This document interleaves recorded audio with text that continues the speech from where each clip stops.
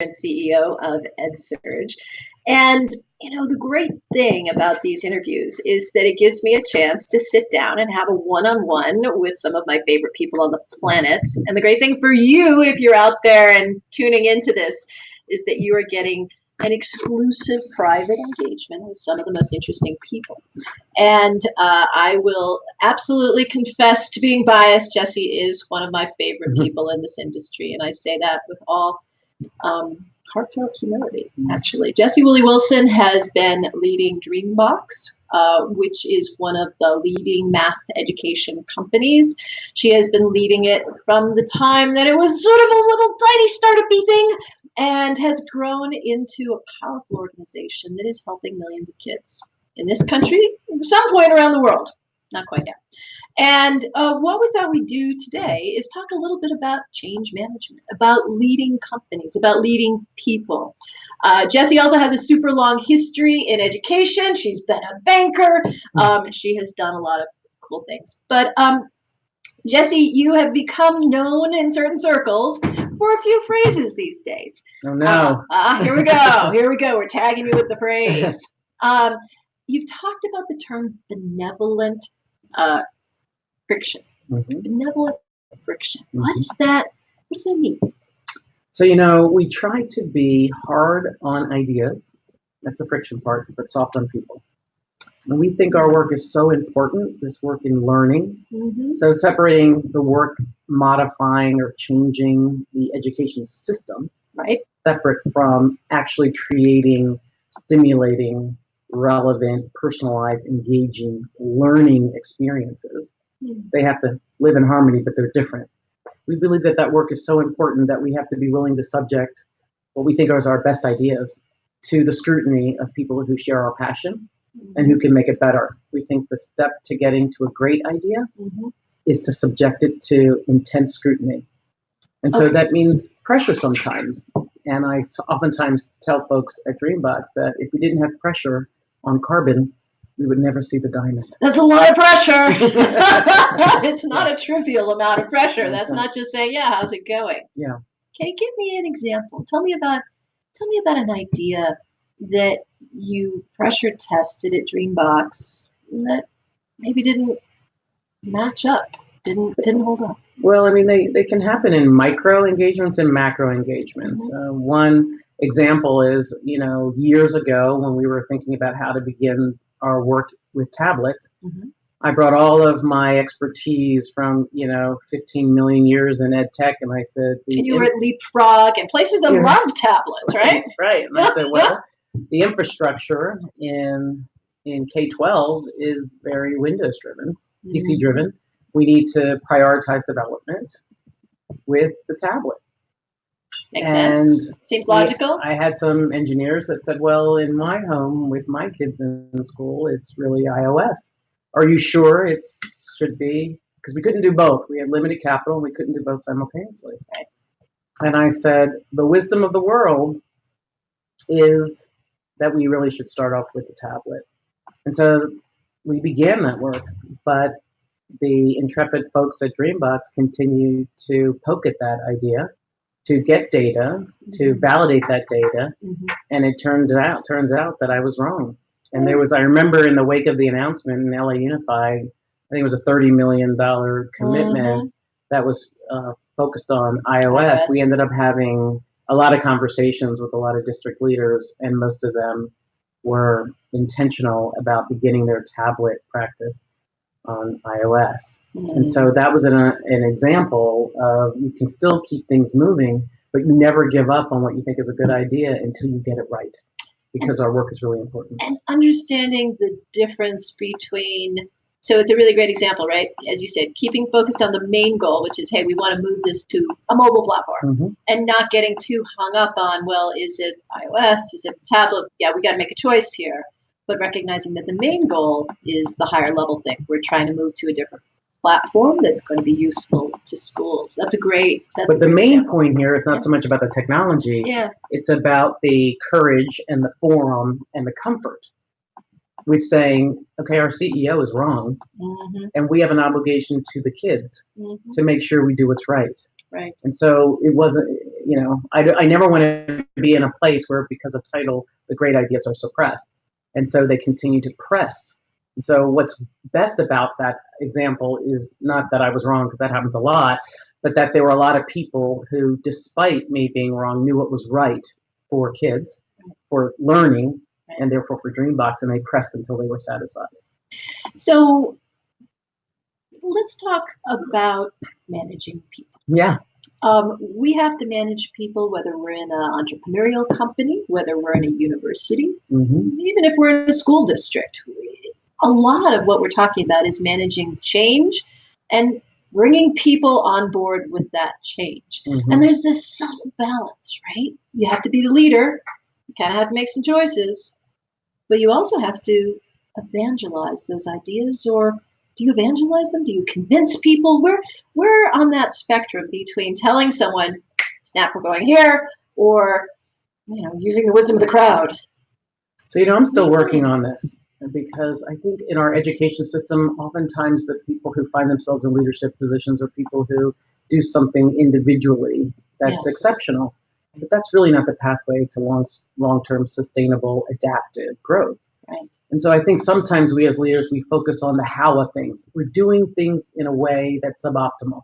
So let's change how we do. And so we tell people, here's the design, the new design for the new way of doing things, and we focus on how. And we totally underestimate what happens when you tap into people's passion. And I'm somebody who believes that when you combine passion with purpose, amazing things can happen. But the way to passion is the why. So if you focus on why you want to do something different, and then what it is that you want in terms of a desired outcome, the how you oftentimes don't even have to talk about. You don't have to direct that. If people understand why you want to do something, and what it is you want to achieve, what the North Star is, they usually, 9 times out of 10, have better ideas about how to get there. And so I think sometimes when we think about change in people, we think about process. And we say, okay, how do we change the process? And then we make a plan to change that process. And then we notify the people. And I think we have to invert that paradigm. And I think we have to start with the people and talk about why, and then ask them to help us plan, which is getting to the what of things. And then you step out and they focus on the process. That's fascinating.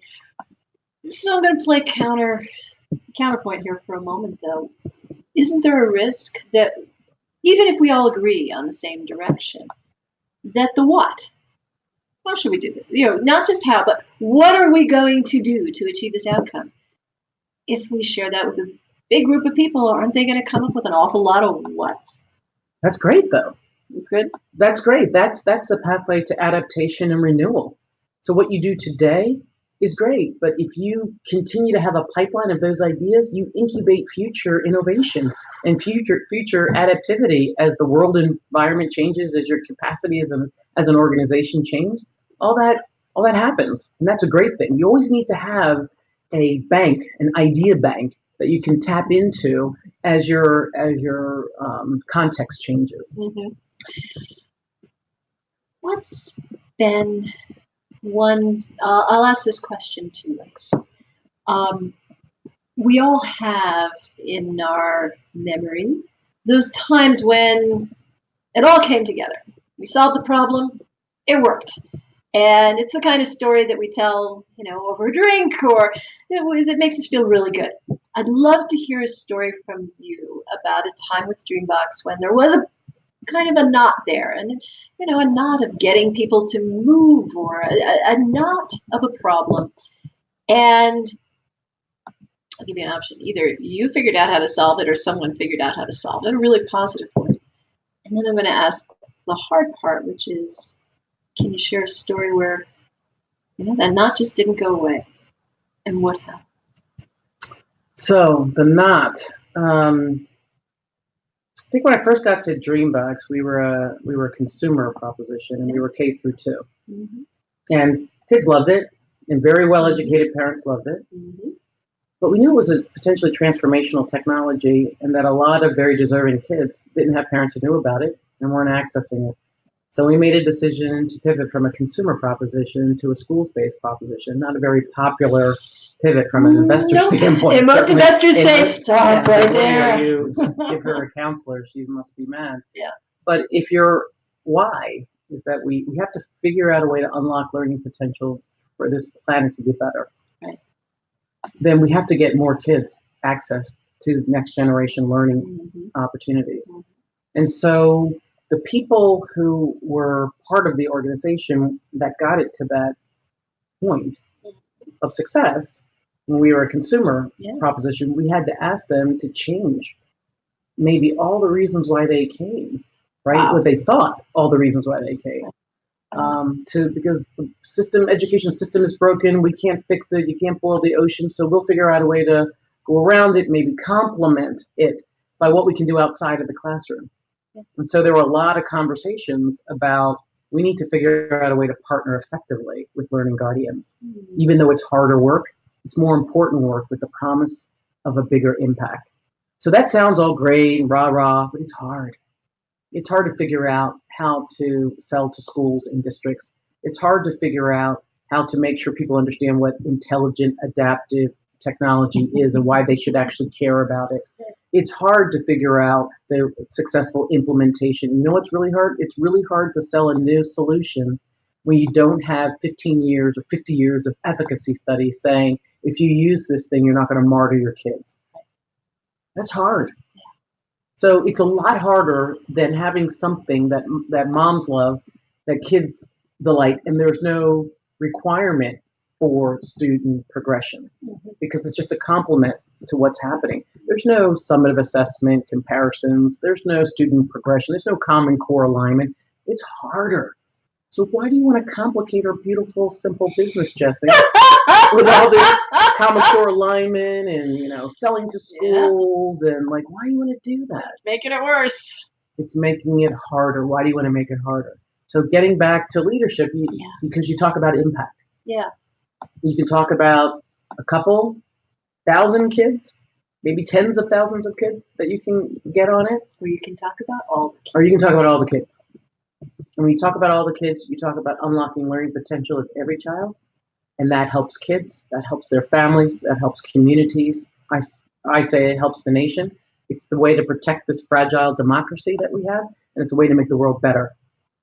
So when you talk about the why, then people can put up with some of the short-term pain because they know the long-term impact is big. That's fabulous. You have another phrase that story brings to mind, which is nimble intelligence. Yes. Yeah. So you know what's hard about a startup company is that you need to hire really great people, but it's almost like education, actually. You need to hire really great people knowing that you don't know what you're going to ask them to do in as little as 6 months. And they have to kind of recognize that too, right? They have to be able to adapt and shift and be excellent at that, even if they were hired, quote, to do something else. Just like we're talking to kids and helping to prepare kids for, and we say excellence in mathematics, but what we're really doing is teaching kids to learn how to learn so that whatever the next century throws at them, whatever industries are dominating the economy, maybe they're going to be artificial intelligence, or maybe they're going to be something like whatever it is, we don't know what it is. But what we do know is that if we can teach kids to learn how to learn, they will not only survive the next century, they won't just thrive in the next century, they will drive it. They will drive it. And so that's exciting. And so with people, it's the same thing. So I look for a nimble intelligence. Sometimes you'll hear people say, I look to hire athletes. Why do you know what an athlete is? So we give people real problems when they come to interview at DreamBox. Real problems. The old sort of how many manhole covers are in the United States? No, real problems that we're facing in the business. Oh. And we let them talk to people at DreamBox, and we see how they question, we see how they're curious, we see how they, come up with innovative solutions. Sometimes some that we haven't thought about. Some are not all things that we would act on, but how clever. How clever. How fascinating. So you actually let them interview some of the people at DreamBox. Well, ask questions, because you need to, if they were to work at DreamBox, they would need to be able to harness collective wisdom. Right? It's not about the individual contributor. That model is dead. Right. And so we want to know, how industrious are they? How curious are they? How smart are they? How nimble are they? How flexible are they? Yeah. Do they listen effectively? And so I think we look for a nimble intelligence because that gives us confidence that even as the demands of the business change, we can rely on them to do different things than they might have been hired to do. That's fabulous. And I think there's actually a really interesting example recently. You just, I think this week, talked about coming out with a professional development support tool for teachers learning how to teach math. That wasn't something that was in the game plan before. Most things were not in the game plan. It's funny, I was talking to somebody today at this conference at GSV about how many engineers DreamBox had in the beginning. How many did and you they have? were surprised to learn that we had more teacher resources at DreamBox than we had engineer resources at DreamBox. And when we say DreamBox was built by teachers for teachers, we meant it. We still have teachers at DreamBox.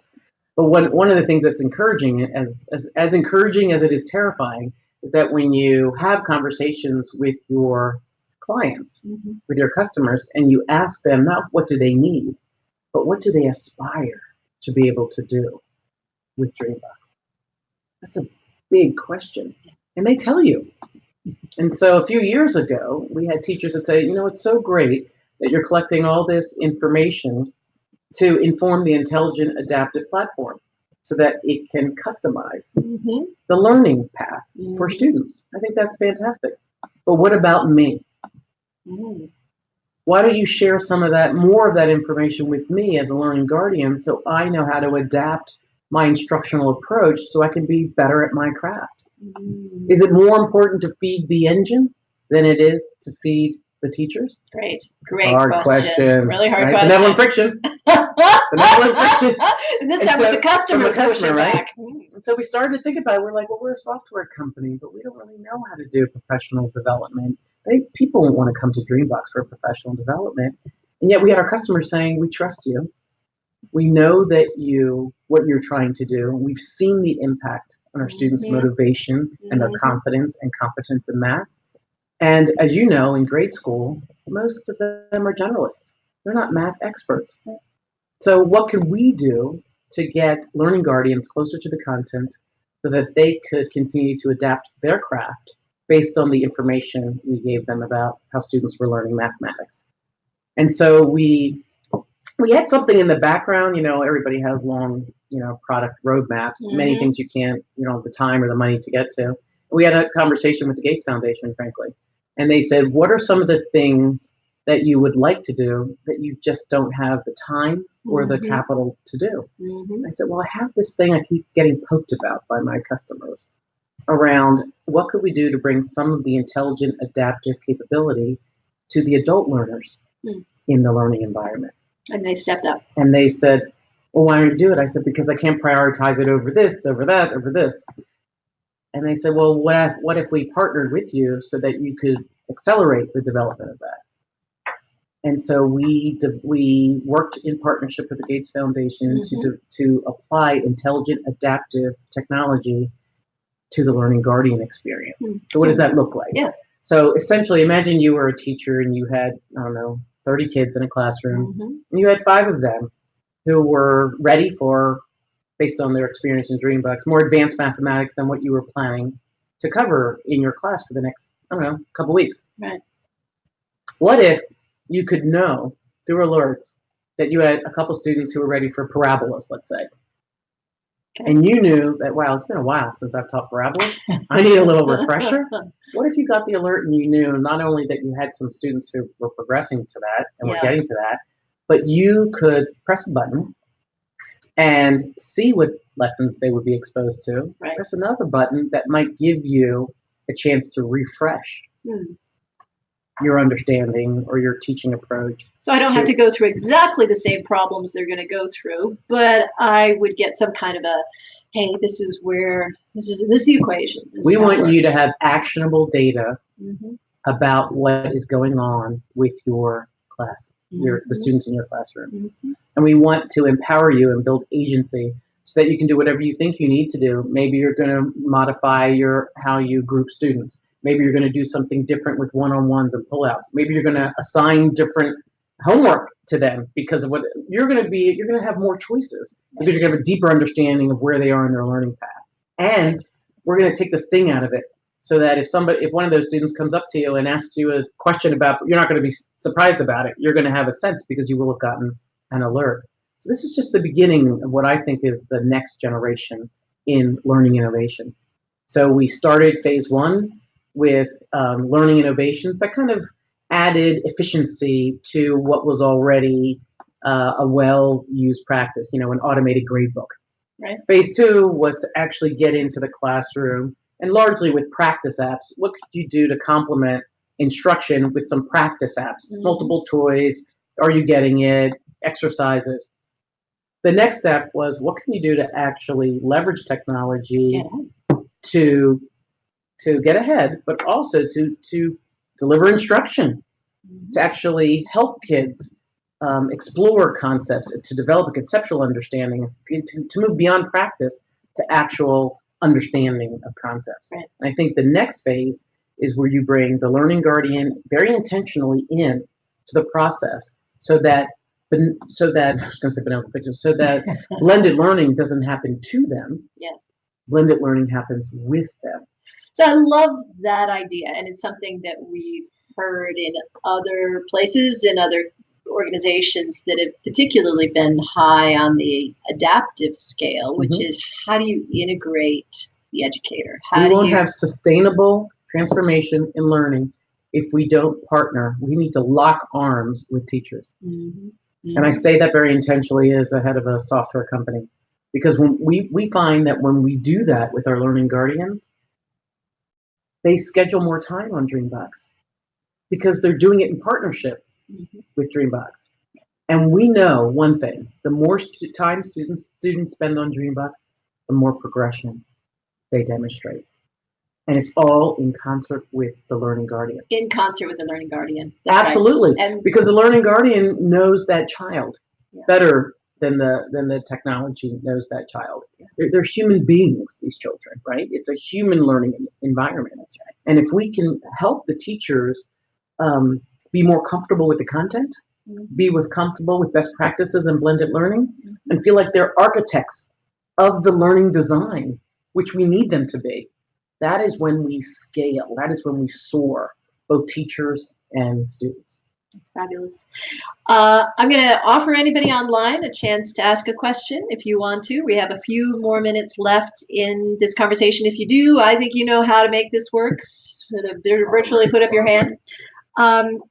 Jessie, want to draw back for one moment to the national perspective. I think that in education, we go through these big pendulum shifts, right? Where sometimes it's all about the feds and what's going to happen in Washington, and we've got new ideas, and we've got Race to the Top, or we've got No Child Left Behind, or we've got big federal initiatives. And then it sort of swings all the way back to the state side, to the local side, and we have ESSA or, even more local initiatives. You've been at this game a long time.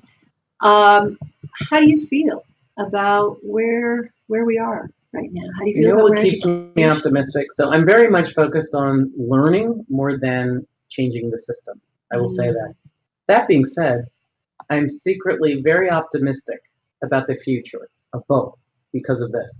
Right now, we largely live in a world where policy dictates practice.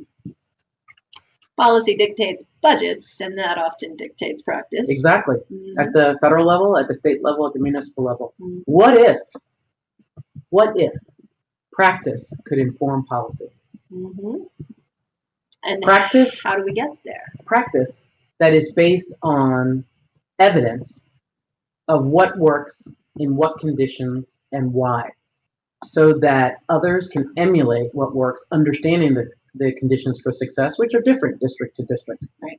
But there are a lot of solutions that are out there that are working, and people can point to them working, but when you look under the hood and you say, why is it working, you don't get consistent feedback about that, because we haven't applied the discipline of really understanding what is working in what environment and why. And I think we're at a point now where we have so much data and we have so much deeper understanding of the success requirements, especially in blended learning environments, that we can get to a point where we can actually inform policy at the highest levels and get more of a concentration on those things that work, So for a long time in K through 12, I will only say for K through 12, the most successful corporate companies were those that had distribution hegemony. You could have a C product, but because you had distribution hegemony, you could make a lot of money doing that. Right. You could touch a lot of kids in a lot of learning environments.